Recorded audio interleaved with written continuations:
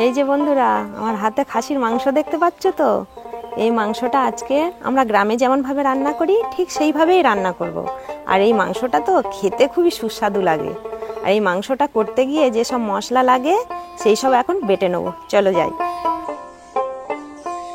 শুকনো লঙ্কা, আদা, রসুন, গোলমরিচ, জিরে, এই মশলাগুলো এবারে শিলে বেটে নেব।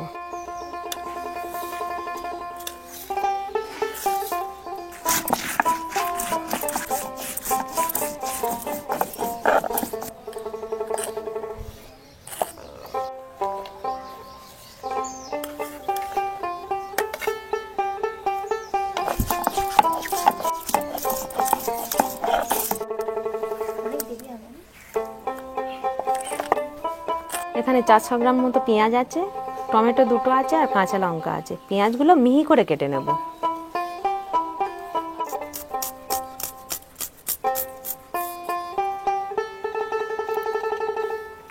টমেটো 2টো এবারে কেটে নেব।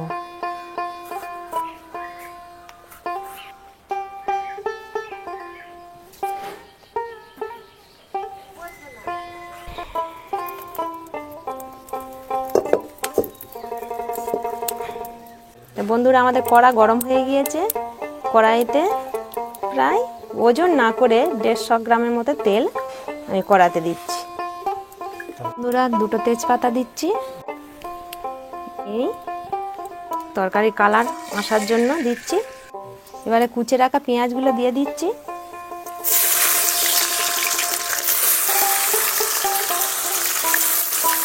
পেঁয়াজটা একটু লাল লাল করে ভেজে নেব। চিনিটা দেওয়ার জন্য কি সুন্দর কালার এসছে। লাল লাল হয়ে গিয়েছে। এবারে টমেটো, 4টে কাঁচা লঙ্কা দিয়ে দিচ্ছে। এতে ভালো করে নেড়ে নেব, নাহলে টমেটোর কাঁচা গন্ধ থাকবে। আমাদের মশলাটা গলে গিয়েছে, একদম অনেকটা ভাজা ভাজা হয়ে গিয়েছে। আমাদের এই যে মাংসটা 1 কেজি মাংস আছে, এবারে দিয়ে দেবো।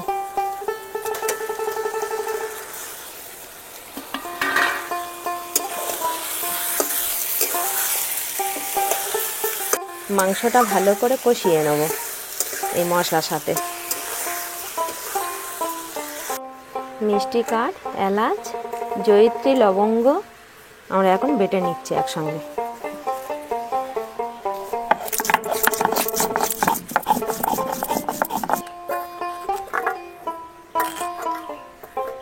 বন্ধুরা, মাংসগুলো সাদা সাদা কালার চলে এসছে। এবারে বাটা গরম মশলাটা দিয়ে দেবো।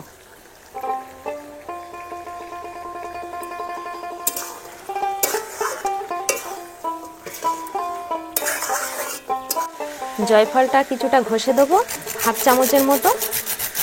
এইভাবে দিলে গরম মশলার ফ্লেভারটা মাংসের ভিতরে পুরোটাই চলে যাবে।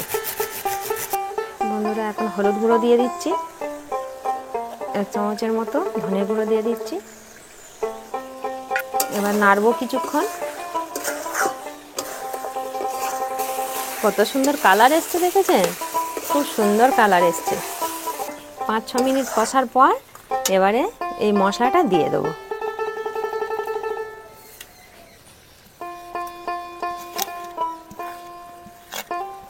এবারে এটাকে ভালো করে কষিয়ে নেব।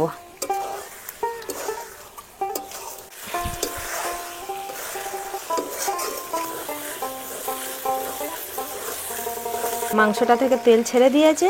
এবারে নুনটা দিয়ে দিচ্ছি। আর আগে থেকে আলু ভেজে রাখা ছিল, সেটাও দিয়ে দিচ্ছি। আলুর মধ্যে নুন টুন ঢুকবে।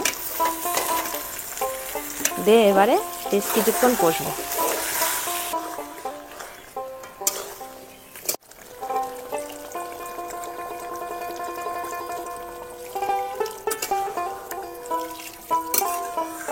মাংসটাতে জল দেওয়া হয়ে গিয়েছে, মাংসটা ফুট ধরেছে। এবার আমরা চাপাটা দিয়ে দিচ্ছি। বন্ধুরা, মাংসটাকে 1 ঘন্টা মতো ফুটিয়েছি। ভালো সিদ্ধ হয়েছে। দেখেছো তো কি সুন্দর কালার এসছে।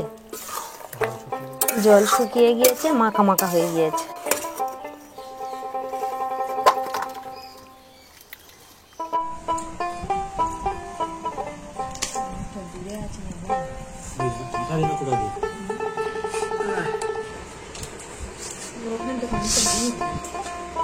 দারুণ হয়েছে ভাবি। নাও নাও তাড়াতাড়ি নাও।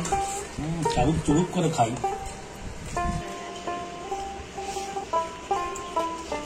মটন তো দারুণ খেতে লাগবে, রান্নাটাও দারুণ হয়েছে।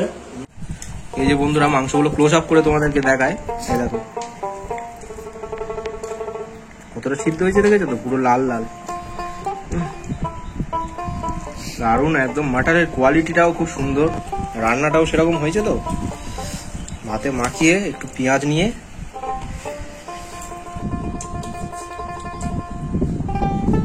বাড়িতে বানিয়ে একবার খেয়েও এরকম গ্রাম্য পদ্ধতিতে, আর যদি উনুন থাকে বাড়িতে তো আরো ভালো, এরকম ভাবে বানিয়ে খেয়েও দুর্দান্ত লাগবে। একদম এই প্রসেসে বানাবে, স্টেপ বাই স্টেপ, ঠিক আছে? আর যদি এই রেসিপিটা ভালো লেগে থাকে তাহলে একটা লাইক করবে, কমেন্ট করবে, শেয়ার করবে, আর চ্যানেলে যারা নতুন এসেছে চ্যানেলটাকে সাবস্ক্রাইব করবে। চলো এখনকার মতো বাই, সবাই বাই বাই করো। Bye bye. Bye bye. Bye bye.